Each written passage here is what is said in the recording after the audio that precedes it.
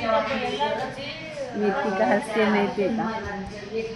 कारण आता मी 2-3 दिवस झाले इथं आले. माझं ऑपरेशन गेलं आहे सोमवारवर. पण आज इथे एक पेशंट आलं आहे, त्यांना पण हार्नियाचं आहे. त्यांचं वय 74 आहे, माझं 55 आहे. पण झालं काय, त्यांना 8च दिवस झाले हार्निया जाणवला आणि 8च दिवस झाले त्यांचं प्रचंड पोट दुखतं. मग मी त्यांना म्हणलं, अहो मला 8 वर्ष झाली अजूनही माझा हार्निया दुखत नाही. का बरं असंच आहे? मला हार्निया अजिबात कधी दुखलाच नाही. मला किडनीचा जो मला त्रास होता ते पण मला कधीच असं युरिनला जळजळ नाही, युरिनला होत नाही असं कधी नाही. मग अशी काय मला देवाने अशी दुखणी दिली?